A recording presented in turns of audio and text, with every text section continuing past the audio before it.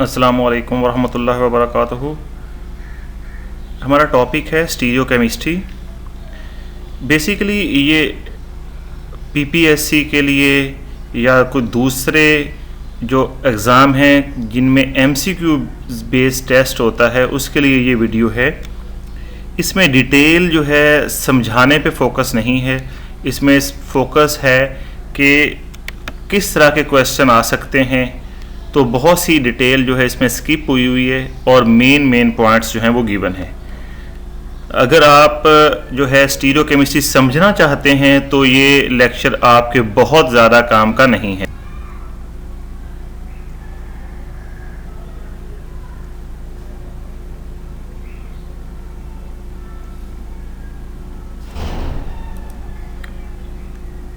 Stereo isomerism की detail से पहले हम थोड़ा सा कॉन्स्टिट्यूशनल आइसोमर्स के बारे में देख लेते हैं।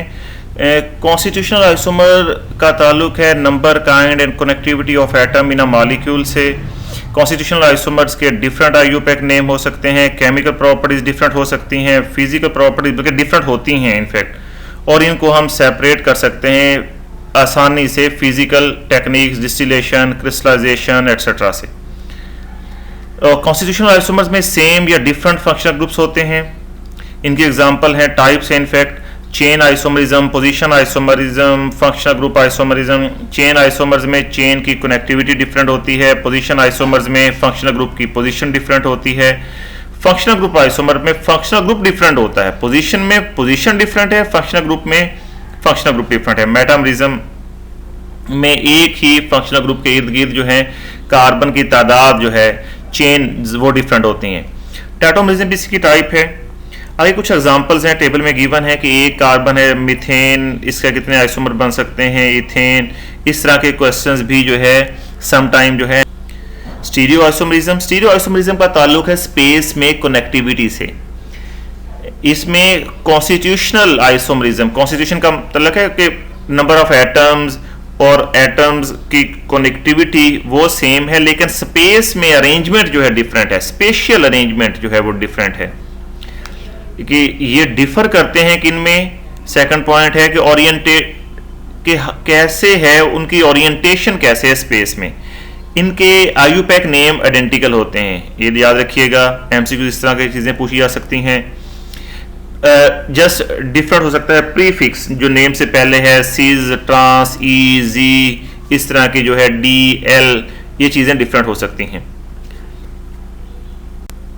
ये टाइप्स हैं आइसोमरिज्म की, दो टाइप्स हैं। आगे स्टीरियो आइसोमरिज्म की फर्दर दो टाइप्स हैं, कन्फर्मेशनल एंड कन्फिगरेशनल। कन्फिगरेशन की फर्दर दो टाइप्स हैं, ज्योमेट्रिकल जिसे हम सीज ट्रांस आइसोमरिज्म कहते हैं या ऑप्टिकल आइसोमरिज्म कहते हैं। ज्योमेट्रिकल या सीज ट्रांस आइसोमरिज्म ये किस वजह से होता है? ये होता है कि अगर किसी मॉलिक्यूल में बॉन्ड जो है वो रोटेट ना हो सकता हो, restricted rotation about a bond.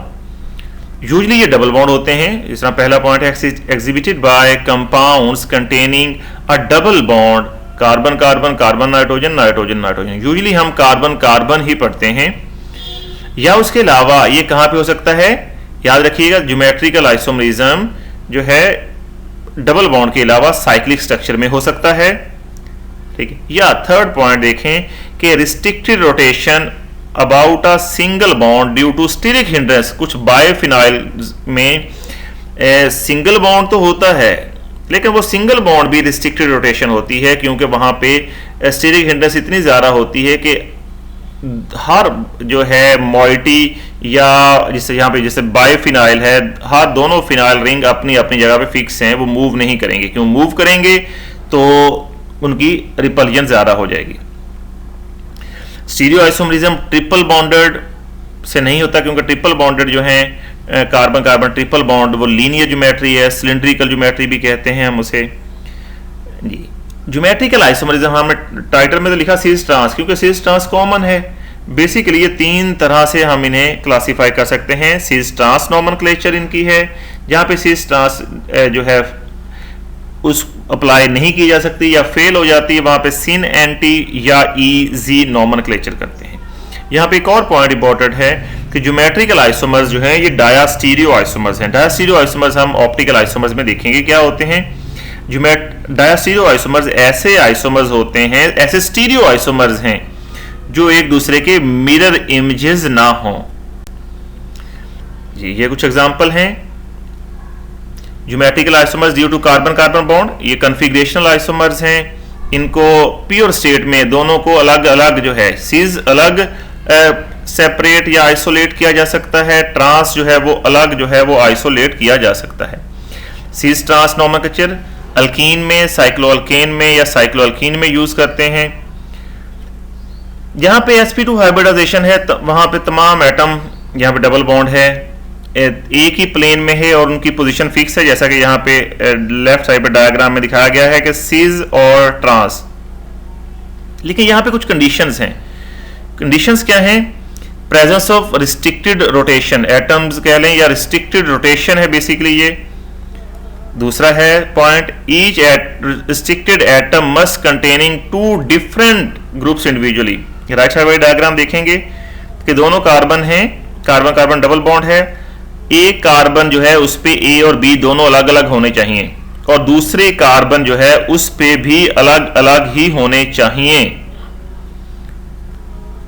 ये हो गया। और थर्ड है कि दोनों कार्बन पे कम से कम एक ग्रुप सेम होना चाहिए, तब हम उसको सीज ट्रांस करेंगे। ठीक है, रिस्ट्रिक्टेड रोटेशन हो गई, एक कार्बन पे दोनों ग्रुप जो है वो डिफरेंट हों और दोनों कार्बन पे एक ग्रुप कम से कम सेम हो जी। यहां पे देखें लेफ्ट साइड पे सीज कॉन्फ़िगरेशन में कार्बन कार्बन डबल बॉन्ड है। अगर हम ऊपर वाली साइड पे देखें दोनों ए जो हैं दोनों सिमिलर जो हैं, सेम, इनफैक्ट सिमिलर नहीं, यहाँ पे सेम जो एटम्स या ग्रुप ऑफ एटम्स हैं अगर वो एक साइड पे होंगे, अबव होंगे या बिलो होंगे तो वो सीज होगा। और नीचे वाली डायग्राम में देखें लेफ्ट में, अगर कार्बन कार्बन डबल बॉन्ड से एक ए ऊपर है दूसरा नीचे है तो ये ट्रांस होगा। इसी तरह सीज साइक्लोडिकीन में देखें डबल बॉन्ड है, यूजुअली साइक्लिक स्ट्रक्चर में जो है सिंगल, जब जो है साइक्लिक स्ट्रक्चर सिंगल साइकिल हो, एक रिंग हो, तो उसमें यूजुअली जो है ये डबल बॉन्ड्स जो है वो सीज होते हैं।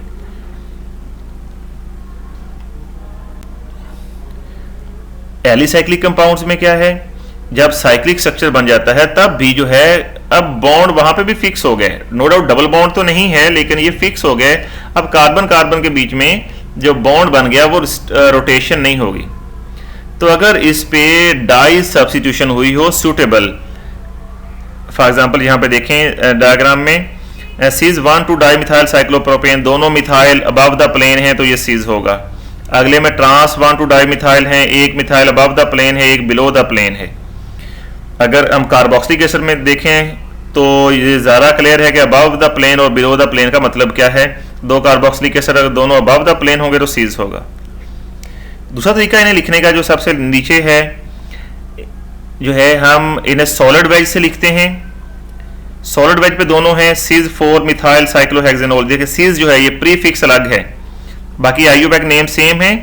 और ट्रांस 4 मिथाइल साइक्लोहेक्सेनोल, ट्रांस में क्या है, OH जो है ये हैच्ड वेज है। हैच्ड वेज का मतलब होता है बिलो द प्लेन। प्लेन मतलब है सरफेस, प्लेन का मतलब है एक सरफेस, एक ग्रुप ऊपर हो एक नीचे हो, जो ऊपर वाला होगा वो अबव द प्लेन होगा, जो नीचे होगा वो बिलो द प्लेन होगा। या हम अगर हम सामने से देख रहे हैं जो हमारी तरफ होगा वो अबव द प्लेन होगा और जो हमसे परे को होगा वो बिलो द प्लेन होगा। ये सबसे इंपॉर्टेंट है एमसीक्यूज बेस्ड जितने भी टेस्ट होते हैं उनके लिए। बाकी तो इतना ज़्यादा इंपॉर्टेंट चीज़ें इंपॉर्टेंट हैं लेकिन इस तरह चीज़ें ज़्यादा जो है वो पूछी जाती हैं। समटाइम पोलीन गिवन होता है, ऐसे कंपाउंड जिनमें ज़्यादा डबल बॉन्ड्स हैं और वो कहा जाता है कि इनमें कितने स्टीरियो आइसोमर बन सकते हैं। अब पेपर में या एग्जाम में इतना टाइम हमारे पास नहीं होता कि हम ड्रॉ करें अलग अलग, तो उसके लिए फॉर्मूला है maximum number of geometrical isomers, cis trans isomers या ज्योमेट्रिकल आइसोमर्स EZ वगैरह जो हैं वो कितने बन सकते हैं, 2n। और n क्या है, यहाँ पे n⁻2 मिक्स नहीं करना, 2n, n का मतलब है डबल बॉन्ड। यहाँ पे पहला कंपाउंड देखें 1 2 3 4 डबल बॉन्ड हैं, 2⁴ इसका मतलब है 16 ज्योमेट्रिकल आइसोमर्स इसमें बन सकते हैं। ये तब है, सबसे पहली लाइन देखें, a compound with multiple double bonds, और एंड्स जो हैं इनके वो डिफरेंट हैं। इस पहले में जो एंड हैं, सिरे हैं, राइट और लेफ्ट वाला, एक में लेफ्ट में CH के साथ फिनाइल लगा हुआ है और राइट पे CH के साथ Cl लगा हुआ है, तो यहां पे ये अप्लाई होगा। दूसरा देखें, when the ends of a polyene are identical, ends जो हैं वो पॉलीइन दूसरे स्ट्रक्चर में देखें CH के साथ Cl है, राइट साइड पे भी CH के साथ Cl है, तो यहां पे फार्मूला थोड़ा सा चेंज हो जाएगा, 2 raised to power n-1 plus 2 raised to power n/2 - 1। पहले में अगर 16 है तो एंड सेम होने से जो है यहां पे नंबर ऑफ ज्योमेट्रिकल आइसोमर्स जो हैं वो 10 रह गए। थर्ड में देखें, इफ द, और ये दूसरा ऑप्शन वहां पे भी है कि जब इवन डबल बॉन्ड्स हैं, जब डबल बॉन्ड्स इवन हैं, दो चीजें याद रखनी हैं कि अगर पॉलीइन के एंड्स जो हैं वो सेम हैं, आइडेंटिकल हैं, दूसरे तीसरे में दोनों में आइडेंटिकल हैं एंड्स जो हैं, लेकिन दूसरे वाले स्ट्रक्चर में डबल बॉन्ड्स जो है इवन हैं, और तीसरे वाले जो लास्ट स्ट्रक्चर है यहाँ पे उसमें तीन डबल बॉन्ड हैं, इसका मतलब है वो ऑड हैं, और वहां पे फार्मूला है 2 raised to power n-1 plus 2 raised to power n+1/2 - 1, और यहां पे जो है ये नंबर ऑफ ज्योमेट्रिकल आइसोमर्स 6 रह गए हैं। कन्फिग्रेशन आइसोमर्स जो हैं इनकी डिटरमिन कैसे की जाती है? कन्फिग्रेशन फिजिकल मेथड्स से हमारा ताल्लुक यह है जहाँ पे डिटर्मिनेशन से हमारा कंसर्न नहीं है, बल्कि जो MCQs पॉसिबल हैं वो आ सकते हैं। फिजिकल मेथड देखें, melting point and intensity of absorption of cis isomer are lower than trans, एक बात है point. Boiling point, solubility, heat of combustion, heat of hydrogenation, density, refractive index, dipole moment, dissociation constant cis isomer का greater होता है और trans से। इसके अलावा कन्फिग्रेशन के सीज है या ट्रांस है वो एक्सरे एनालिसिस या स्पेक्ट्रोस्कोपी वगैरह से देखा जा सकता है। सीज ट्रांस की लिमिटेशंस क्या है? अगर चारों ग्रुप डिफरेंट हो जाएं तो ये लिमिटेशन है, जो हमने स्टार्ट में पढ़ा कि ये कंडीशन होनी चाहिए, वही बेसिकली इसकी लिमिटेशंस हैं कि एक कार्बन पे दोनों ग्रुप जो हैं वो अलग अलग होने चाहिए। दूसरा क्या है कि दोनों कार्बन पे कम से कम एक ग्रुप सेम हो। अगर दो कार्बन है उनके चारों ग्रुप अलग अलग हैं, जिस तरह फ्लोरीन, क्लोरीन, ब्रोमीन, आयोडीन लगा हुआ है, तो यहाँ पे सीज या ट्रांस नोमेनक्लेचर अप्लाई नहीं होगी, यहाँ पे अप्लाई होगी E and Z nomenclature. E and Z nomenclature में एक कार्बन पे दो जो हैं, एक कार्बन पे दो ग्रुप्स हैं A और B, दूसरी कार्बन पे C और D हैं, नीचे जैसे दिखाया गया है। इसमें हम प्रायोरिटी ऑर्डर लिखते हैं अकॉर्डिंग टू CIP रूल्स, ऊपर सबसे गिवन है CIP रूल।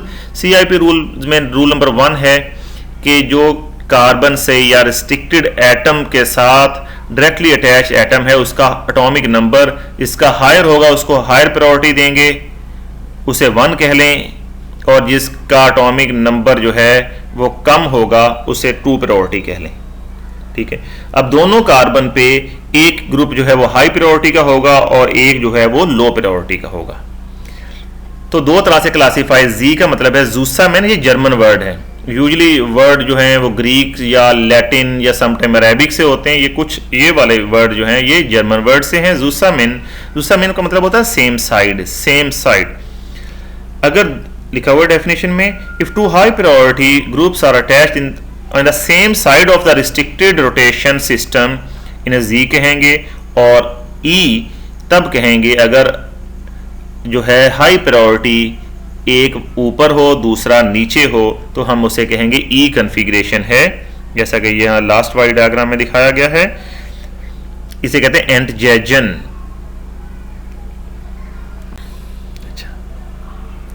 अगर डायरेक्टली अटैच एटम जैसा डायग्राम में दिखाया गया अगर सेम है तो फिर हम देखेंगे कि उससे डायरेक्टली अटैच अगला एटम जो है वो कौन सा है। फॉर एग्जांपल नीचे वाली डायग्राम में दिखाया गया कार्बोनाइल है, एक कार्बन पे अमाइड है, दूसरी पे एक कार्बोनाइल के साथ लगा हुआ है हेलोजन। तो कार्बोनाइल दोनों में सेम है, तो उसके बाद देखा जाएगा एक कार्बन के साथ N लगा हुआ है डायरेक्टली, दूसरी साइड क्लोरीन लगा हुआ है, क्लोरीन का एटॉमिक नंबर ज्यादा है, इसको हाई प्रायोरिटी देंगे, और N का एटॉमिक नंबर कम है तो इसको लो प्रायोरिटी देंगे यहाँ पे। और रूल नंबर 3 है कि अगर मल्टीपल बॉन्ड्स हैं, डबल बॉन्ड है या ट्रिपल बॉन्ड हैं, तो उन सब को जो है अलग अलग लिख लिया जाता है hypothetically. For example carbon carbon double bond है तो उसको लिख लेना है कार्बन का एक बॉन्ड सिंगल है, यानी कि कार्बन का सिंगल कार्बन के साथ बॉन्ड, फिर दूसरी उसी कार्बन का एक और कार्बन के साथ single bond. Carbon carbon double bond का मतलब है एक कार्बन के दो डिफरेंट कार्बन के साथ सिंगल बॉन्ड बने हों। और रूल नंबर 4 जितना कोई यूजेबल नहीं है कि अगर आइसोटोप्स हैं तो फिर हाई एटॉमिक मैस देखना होगा, ठीक है, आइसोटोपिक इफेक्ट भी कहीं होता है। ये नीचे कुछ दो एग्जांपल्स हैं, ये आप लोगों ने इसके देख लेनी है। ये यहाँ पे देखिएगा, पहली में 2E4Z, यानी कि पहले जो है E और Z जब बताना है कि डबल बॉन्ड जो है, दो डबल बॉन्ड हैं, एक 2 पे है दूसरा 4 पे है, 2 वाला डबल बॉन्ड जो है वो E है, 4 वाला Z है। आगे फिर बताना है 2,4 के बाद हेक्सेन डाइओइक एसिड है, 2,4 के बाद यहाँ पे हाइफन आनी थी। यहाँ पे नोमेनक्लेचर में जहाँ पे भी इंग्लिश का और डिजिट आता है उसमें के बीच में हाइफन आती है, जिसे हम डैश कहते हैं, और अगर दोनों डिजिट्स हों उनके बीच में कॉमा आता है। सिन और एंटी ये ज़्यादा यूज होने वाली नोमेनक्लेचर नहीं है, लेकिन ये यूज होती है कार्बन नाइट्रोजन डबल बॉन्ड में, नाइट्रोजन नाइट्रोजन डबल बॉन्ड में। फॉर एग्जांपल हम डायरेक्ट देख लेते हैं, अल्डिहाइड का रिएक्शन है, अमोनिया इसके डेरिवेटिव्स में, बेसिक केमिस्ट्री है बिल्कुल, एफएससी में भी ये रिएक्शन गिवन है। यहाँ पे हमारे पास डबल बॉन्ड बन गया, ये इसके हाइड्राजीन के डेरिवेटिव बन गए, शिफ्ट बेसिस बन गई, हाइड्राजोन्स भी इसी तरह के बनते हैं। और नीचे गिवन है जी अल्डिहाइड के केस में, यहाँ पे देखें नाइट्रोजन, नाइट्रोजन की तो 3 वैलेंसी है, एक डबल बॉन्ड बन गया, एक जी कोई भी ग्रुप लग गया।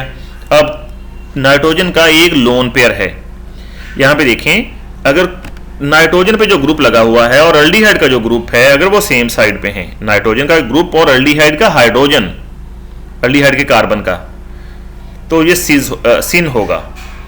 और दूसरी एग्जांपल में देखें अगर हाइड्रोजन और ग्रुप नाइट्रोजन पे लगा हुआ है वो डिफरेंट साइड पे हैं तो एंटी होगा। या आप इसको यूं भी कह सकते हैं सिन में कि अगर अल्डिहाइड का कार्बन वाला जो है अल्काइल ग्रुप और नाइट्रोजन का लोन पेयर यहाँ पे शो नहीं किया गया, अगर वो सेम साइड पे हैं तो फिर ये सिन होगा। तो कोई एक याद कर लें, दूसरा याद रखने की जरूरत नहीं है। Same is the case with ketones. अब कीटोन्स पे जब दोनों अल्काइल ग्रुप डिफरेंट होते हैं तो तभी हम इसको क्लासिफाई करेंगे। When both alkyl groups are different then sin and anti isomerism exist. अगर अल्काइल पे जिस तरह प्रोपेनोन है यानी कि एसीटोन है, दोनों अल्काइल ग्रुप जो हैं वो मिथाइल हैं, तब जो है ये क्लासिफाई नहीं होगा। तो यहाँ पे बताना पड़ेगा कि किसके रेफरेंस से हम सिन या एंटी बता रहे हैं। पहली एग्जांपल में देखेंगे आप, मिथाइल सिन ऑक्साइम, क्योंकि मिथाइल और ऑक्साइम जो बना वो OH वो सिन है। और इथाइल की बात करें, इथाइल एंटी ऑक्साइम है। नेक्स्ट में इन एजो कंपाउंड में भी ऐसे नाइट्रोजन नाइट्रोजन डबल बॉन्ड है, अगर लोन पेयर सेम साइड पे है तो सिन है, अगर nitrogen lone pair opposite side पे हैं तो एंटी है। नेक्स्ट है ऑप्टिकल आइसोमरिज्म। ऑप्टिकल आइसोमरिज्म ऐसे आइसोमर्स जो कि प्लेन पोलराइज्ड लाइट को रोटेट कर देते हैं, which rotate the plane of polarized light. यहां पे नीचे डायग्राम में देखें, जो लाइट यूजुअली ऑर्डिनरी लाइट होती है वो हर तरह से प्रोपेगेट कर रही होती है, वाइब्रेट कर रही होती है रैंडमली इन ऑल डायरेक्शन। और प्लेन पोलराइज्ड लाइट जो है नीचे वाले डायग्राम में दिखाया गया है कि जस्ट वो एक ही डायरेक्शन में वो वाइब्रेट करती है। अब इस प्लेन पोलराइज्ड लाइट को जब किसी कंपाउंड के सोल्यूशन में से पास करते हैं तो अगर वो ऑप्टिकल आइसोमर है, ऑप्टिकली एक्टिव है, कुछ कंपाउंड उस लाइट को राइट साइड को रोटेट कर देते हैं और कुछ जो है वो लेफ्ट साइड को रोटेट कर देते हैं। तो ऐसे कंपाउंड्स को हम कहते हैं ये ऑप्टिकल आइसोमर हैं, ऑप्टिकल एक्टिव कंपाउंड्स हैं। और ऐसे कंपाउंड्स जो लाइट को रोटेट ना करें, इसको जो है प्लेन पोलराइज्ड लाइट को रोटेट ना करें, तो हम कहते हैं ऑप्टिकली इनएक्टिव कंपाउंड्स हैं। कुछ चीजें हैं इसमें, डेफिनेशन वगैरह हैं। Compound which rotate the plane of polarized light are called as optical activity. इस प्रॉपर्टी को कहते हैं ऑप्टिकल एक्टिव कहते हैं कंपाउंड्स को, और प्रॉपर्टी को कहते हैं ऑप्टिकल एक्टिविटी। और अगर कंपाउंड लाइट को राइट साइड पर रोटेट करे, राइट साइड वैसे को रोटेशन में नहीं होती, क्लॉकवाइज या एंटी क्लॉकवाइज होती है। क्लॉकवाइज करेगा तो डेक्स्ट्रो रोटेटरी होगा। लैटिन वर्ड डेक्स्टर का मतलब है राइट, और वैसे तो डेक्स्ट्रस या एम्बी डेक्स्ट्रस का मतलब होता है ऐसे लोग जो दोनों हाथ एक जैसे यूज कर सकते हैं। और ये डेक्स्टर को जो है हम पॉजिटिव से शो करते हैं या स्मॉल डी से, डेक्स्ट्रो रोटेटरी पॉजिटिव या स्मॉल डी से शो करते हैं। और अगर ये रोटेशन जो है एंटी क्लॉकवाइज हो तो कंपाउंड कहेंगे लीवो रोटेटरी, और इस फिनोमेना को कहेंगे लीवो रोटेशन। लाइट यानी कि लीवो रोटेट हो गई, और इसको एल से या माइनस सिंबल से शो करते हैं। आजकल जो है ये डी और ये स्मॉल एल है, ये डी और एल यूज नहीं होते, पॉजिटिव और नेगेटिव यूज होते हैं। आगे हम देखेंगे कैपिटल डी और कैपिटल एल वो अलग चीज है। पॉजिटिव और नेगेटिव का ताल्लुक स्मॉल डी और एल से है जी। आगे ये एमसीक्यूज आ सकता है, इंपॉर्टेंट है, इस तरह के एमसीक्यूज होते हैं। द एक्सटेंट और angle of rotation depends upon the following factors: temperature, nature of substance, wavelength of light use, path length जिसमें से लाइट गुजरनी है, concentration of solution, nature of solvent. आगे क्या है कि पोलैरीमीटर के जो इंस्ट्रूमेंट ये लाइट को मेजर करता है कि कितनी लाइट जो है वो रोटेट हुई है, that is called as polarimeter. और पोलैरीमीटर में जो एमसीक्यू ऐसा भी आ सकता है कि कौन सा लैंप या कौन सा लाइट सोर्स यूज होता है, तो that is called as sodium lamp. अब होता यह है कि इतने फैक्टर्स हैं, टेम्परेचर जो है, कंसंट्रेशन, पाथ लेंथ, तो रोटेशन जो है, ऑप्टिकल रोटेशन जो है वो अलग अलग होती है। तो उसको यूनिफॉर्म करने के लिए हम स्पेसिफिक रोटेशन का वर्ड यूज कर लेते हैं। हम यहाँ पे जो फैक्टर्स हैं उनको फिक्स कर लेते हैं, यानी कि पाथ लेंथ फिक्स कर देते हैं, टेम्परेचर फिक्स कर देते हैं, वेव लेंथ फिक्स कर देते हैं। तो अब जो रोटेशन आएगी एक कंपाउंड की अंडर सिमिलर कंडीशन वो सेम आएगी। तो अब जो वैल्यू आएगी जिस एंगल से वो रोटेट हुआ होगा उस एंगल को कहेंगे स्पेसिफिक रोटेशन। आगे ये टेबल यहाँ पे थोड़ी सी स्पेस थी तो मैंने यहाँ पे बता दिया कि कॉन्स्टिट्यूशनल आइसोमर में फिजिकल प्रॉपर्टीज डिफरेंट होती हैं। आगे हमने देखना है एनेंटियोमर्स, इनमें जो है ये आइडेंटिकल फिजिकल प्रॉपर्टीज होती हैं, जस्ट लाइट की रोटेशन जो है वो अलग अलग होती है। डायास्टीरियो आइसोमर्स भी देखेंगे, उसमें फिजिकल प्रॉपर्टीज डिफरेंट होती हैं। एरेसिमिक मिक्सचर भी हम आगे देखते हैं। आगे कायरल मॉलिक्यूल्स क्या हैं? A molecule is said to be chiral या डिसमेट्रिक या एसिमेट्रिक। डिसमेट्रिक एसिमेट्रिक पुरानी टर्म्स हैं, अब कायरल ही यूज होता है कि अगर if it is not super imposable on it's mirror image, कि अगर एक कंपाउंड और उसका मिरर इमेज एक दूसरे के ऊपर पूरे पूरे नहीं रखे जा सकते। सुपर इम्पोजेबल का मतलब है एक को उठा के दूसरे पे रखें, रोटेट नहीं करना किसी को, वैसे का वैसे उठाना है, एक दूसरे के ऊपर रखें तो बिल्कुल एक दूसरे के ऊपर फिट आने चाहिए, तो उसे कायरल कहेंगे। और ये जो प्रॉपर्टी है नॉन सुपर इम्पोजेबिलिटी की, that is called as chirality. और ऐसे मॉलिक्यूल्स जो हैं इनमें कोई सिमेट्री नहीं होती, ये भी याद रखिएगा। कायरल मॉलिक्यूल में कोई सिमेट्री नहीं होती, ना सेंटर ऑफ सिमेट्री, ना प्लेन, ना alternating axis of symmetry. Chiral object भी हो सकते हैं या मॉलिक्यूल्स, हम यहाँ पे पढ़ रहे हैं वैसे तो वही डेफिनेशन है। ए कायरल जो है जिनके मिरर इमेजेस जो है वो सुपर इम्पोजेबल हों तो वो ए कायरल कहेंगे और उनमें कोई ना कोई सिमेट्री होती है। कायरल या एसिमेट्रिक कार्बन क्या है?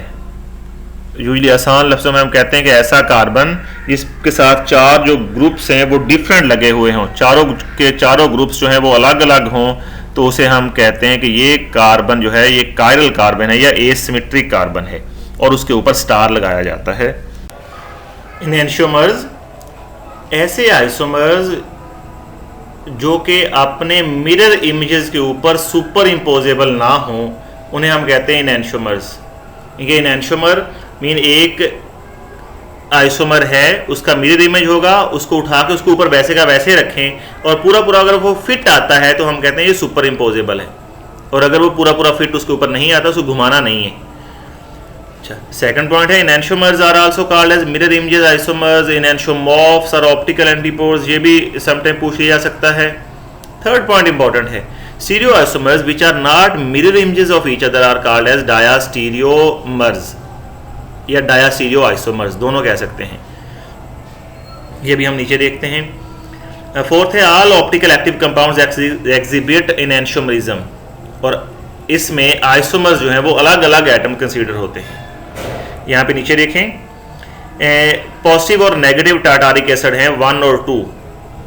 1 और 2 एक दूसरे के मिरर इमेजेस हैं और इन्हें एनेंटियोमर कहते हैं।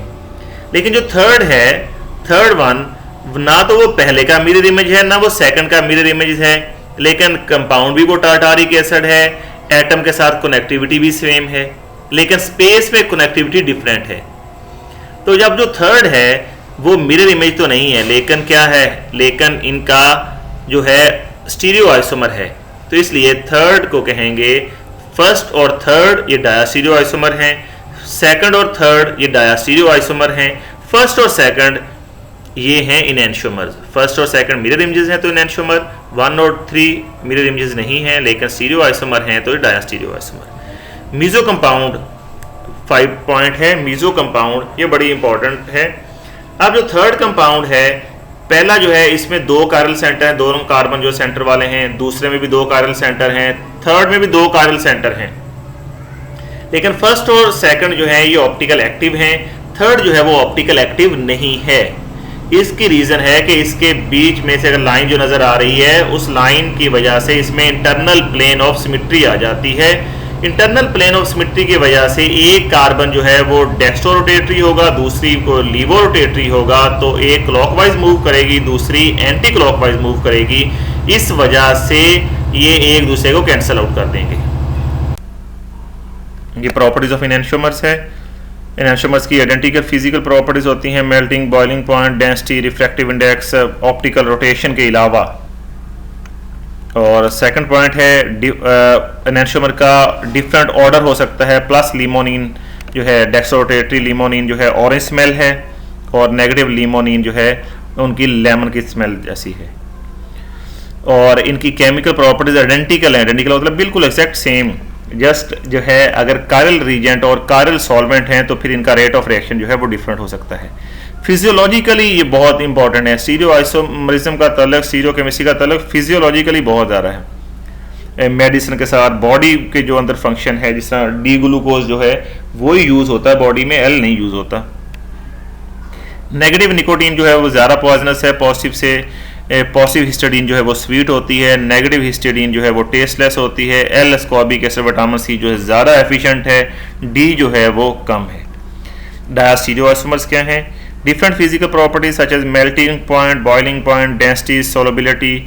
अगर जो है स्टीरियो केमिस्ट्री में से कोई क्वेश्चन आता है तो इस तरह क्वेश्चन आएगा, या कैलकुलेट जो है कि स्टीरियो आइसोमर्स कैलकुलेशन के कितने पॉसिबल हैं वो आ सकता है। सेकंड पॉइंट है दे मे और may not be optical active. अभी हमने देखा कि अगर मीजो आ जाएगा तो ऑप्टिकल इनएक्टिव हो जाएगा। थर्ड पॉइंट है similar but not identical. Similar एक जैसी लेकिन आइडेंटिकल बिल्कुल हूबहू एक जैसी नहीं, मिलती जुलती सिमिलर कह सकते हैं आप। केमिकल प्रॉपर्टीज हैं, rate of reaction with chiral substance या एक कायरल के साथ वो डिफरेंट हो सकता है। फोर्थ पॉइंट है due to the difference in their physical properties, diastereomers can be easily separated by fractional distillation, crystallization, chromatography etc.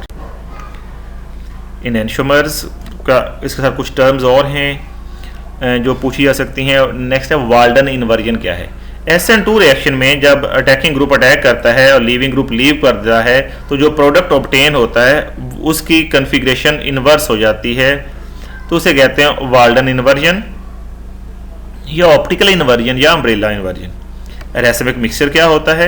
ऐसा मिक्सचर जिसमें पॉजिटिव एनेंटियोमर, पॉजिटिव और नेगेटिव यानी कि दोनों एनेंटियोमर एक जैसी अमाउंट में हो, मिक्सचर हो बेसिकली, तो हम कहते हैं उसे रेसिमिक मिक्सचर या उसे रेसिमिक मॉडिफिकेशन भी कहते हैं। रेसिमिक मिक्सचर को DL से लिखा हुआ, थर्ड पॉइंट है DL या पॉजिटिव प्लस माइनस, इससे शो करते हैं, ये नेम से पहले लिखते हैं प्रीफिक्स के तौर पे। ये मिक्सचर भी ऑप्टिकली इनएक्टिव होता है ड्यू टू एक्सटर्नल कंपनसेशन, क्योंकि दो अलग अलग कंपाउंड हैं। क्योंकि और पांचवा पॉइंट है कि रोटेशन एक एनेंटियोमर की जो है वो कैंसल आउट होती है दूसरे से, क्योंकि वो दोनों अपोजिट है। नेक्स्ट है रेजोल्यूशन ऑफ एनेंटियोमर्स। कि एक रेसिमिक मिक्सचर को या रेसिमिक मॉडिफिकेशन में से पॉजिटिव और नेगेटिव एनेंटियोमर, डेक्सोरोटेटरी या लीवोरोटेटरी एनेंटियोमर अलग अलग करना, that is called as resolution of enantiomer. Enantiomeric excess क्या होता है? Measurement of optical activity is known as enantiomeric excess. Resolution of racemic mixture different methods हैं। मैकेनिकल सेपरेशन, क्रिस्टल्स की शेप अलग अलग हो तो हम उसको हैंड पिक कर सकते हैं ट्वीजर वगैरह से। बायोकेमिकल मेथड कि कोई मोल्ड वगैरह जो है वो यूज़ करते हैं, तो वो एक जो है आइसोमर को, एक एनेंटियोमर को वो यूज़ कर लेगी मोल्ड, और दूसरा जो है वो बाकी बच जाएगा। लेकिन ये कोई फ़ायदेमंद नहीं है क्योंकि इसमें एक की सेक्रीफाइस करना पड़ता है, सेक्रीफिशियल रेजोल्यूशन है ये। थर्ड वन है केमिकल मेथड कि कोई भी कंपाउंड है उसे डायस्टीरियो आइसोमर्स में कन्वर्ट किया जाए, डायस्टीरियो आइसोमर्स को फिर अलग अलग करके और दोबारा जो है इनिशियल कंपाउंड में कन्वर्ट कर ली जाए। डिफरेंशियल एब्जॉर्प्शन मेथड, ये आसान है कि क्रोमेटोग्राफी वगैरह से सेपरेट कर लिया जाए। और लास्ट वन है एंजाइमेटिक मेथड। एंजाइमेटिक और बायोकेमिकल एक जैसे ही हैं कि एक जो है एनेंटियोमर उसके सेक्रीफाइस करना पड़ता है, दूसरा बाकी बच जाता है। ये है determination of total number of optical active isomers. एक लंबी चौड़ी है, देखने में बड़ी मुश्किल लगती है, लेकिन इसमें जो ये दिया सारा कुछ ही है, लेकिन जस्ट इसमें जो बेसिकली आपका ताल्लुक है या जो पूछी जा सकती हैं तो वो पूछी जा सकती हैं कि कन्फिगरेशनल आइसोमर्स कितने हो सकते हैं या ऑप्टिकल एक्टिव फॉर्म कितनी हो सकती हैं।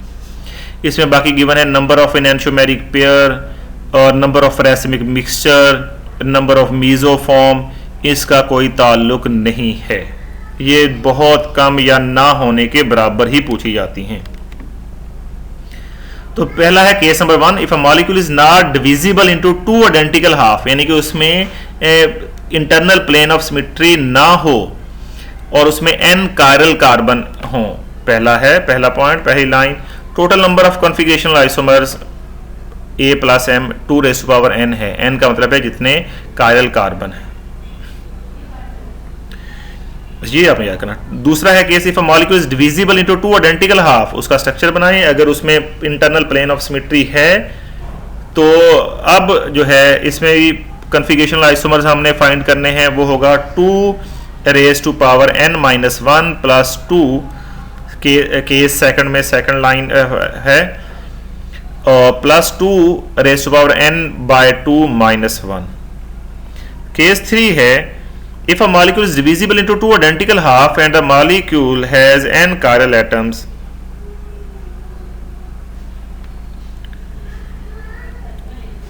ये तो अब इसमें है 2n-1। यहाँ पे थोड़ा सा एक डिफरेंट है। केस 2 में जो n है वो इवन है तो उसका फार्मूला है, केस 3 में जो n है वो ऑड है और उसका फार्मूला आसान है, 2n-1, आसान है ये। तो जस्ट आपने ये पहली लाइन जो है एक पहला फार्मूला वो याद कर लेना है, बाकी जो है मीजोफॉर्म, रेसिमिक मिक्सचर ये कभी पूछी नहीं। नेक्स्ट है नोमेनक्लेचर। नोमेनक्लेचर डिफरेंट है। पहली है डीएल नोमेनक्लेचर, ये रिलेटिव है, यानी कि कंपेयर करके। स्टीरियो आइसोमरिज्म या स्टीरियो केमिस्ट्री जो है वो स्पेस में ओरिएंटेशन है, 3 डायमेंशनल में ओरिएंटेशन है। अब 3 डायमेंशनल स्ट्रक्चर यहाँ पे लिखना आसान नहीं होता, तो ये जो सामने हमारे लिखा हुआ D प्लस ग्लिसरल्डिहाइड, ये ग्लिसरल्डिहाइड होना चाहिए, J लिखा हुआ है ग्लिसरल्डिहाइड और L ग्लिसरल्डिहाइड है। ये जो तरीका है इसे लिखते हैं फिशर प्रोजेक्शन, इसे कहते हैं फिशर प्रोजेक्शन।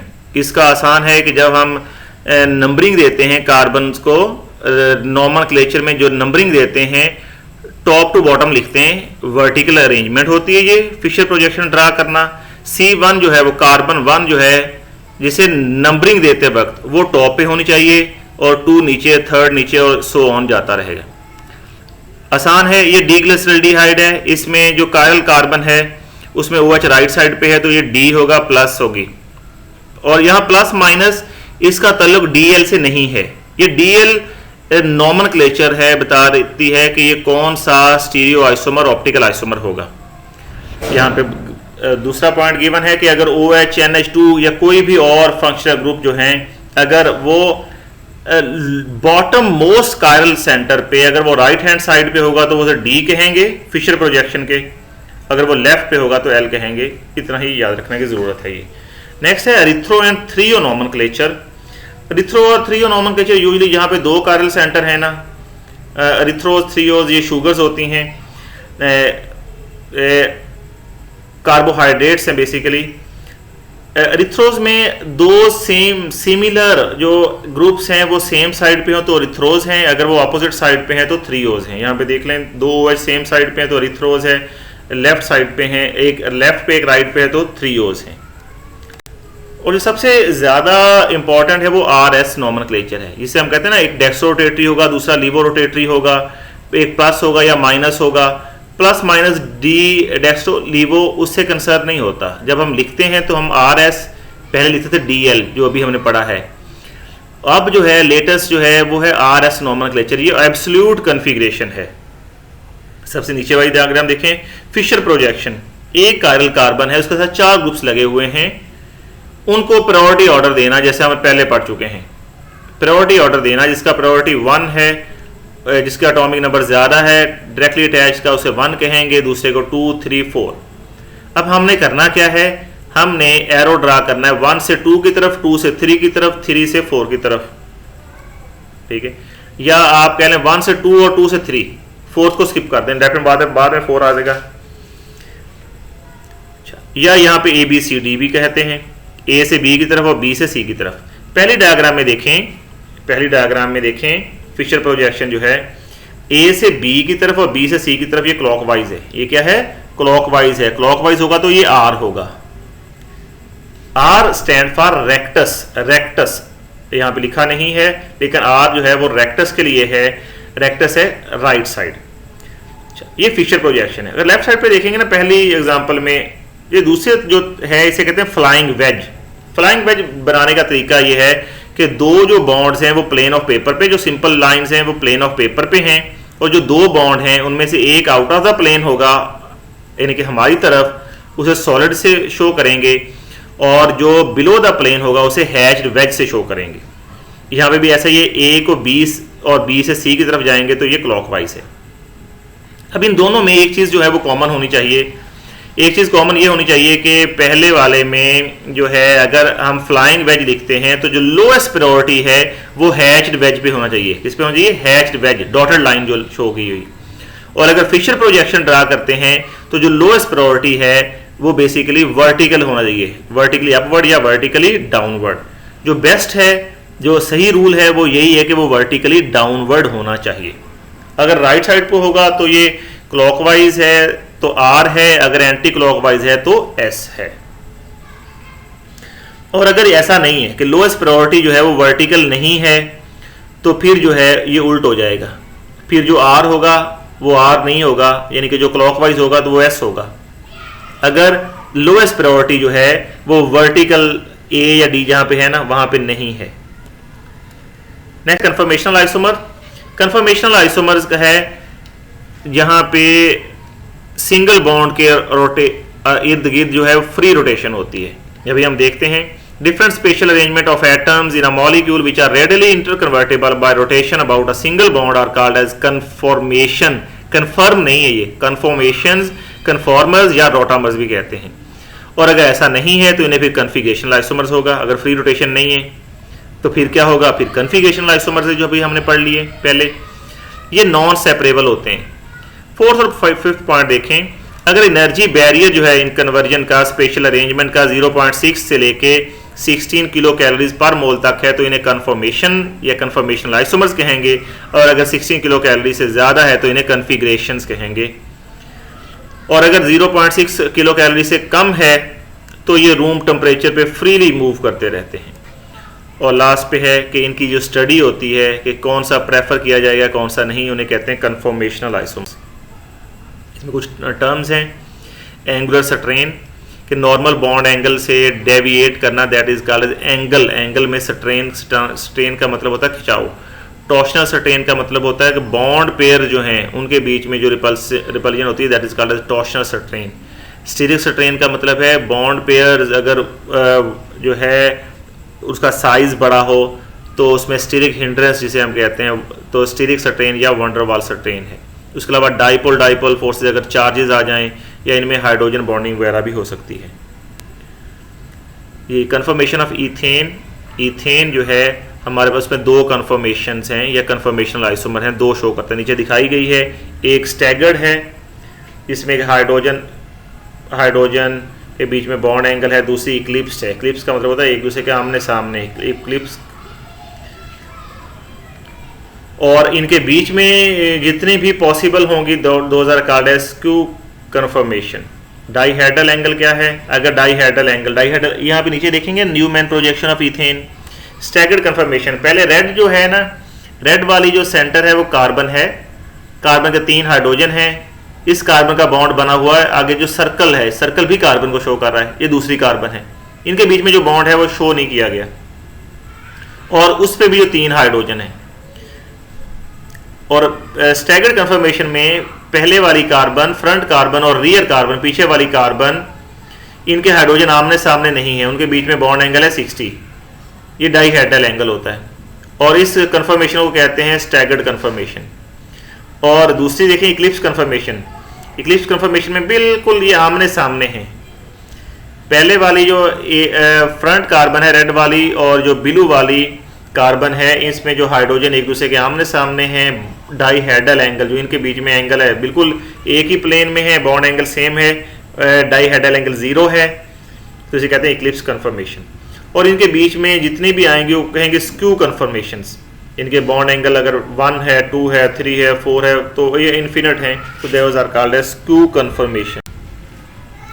दो तरीके से लिखा जा सकता है इथेन, अभी हमने जो पढ़ा है कि एक है साहॉर्स प्रोजेक्शन। साहॉर्स प्रोजेक्शन पहले दिखाई गई है कि कार्बन कार्बन के बीच में बॉन्ड है, उन पे हाइड्रोजन शो कर लें। दूसरा है न्यूमैन प्रोजेक्शन, पहले वाली कार्बन को, फ्रंट कार्बन को डॉट से शो कर लें, रियर कार्बन जो बैक कार्बन है उसको जो है सर्कल से शो कर लें।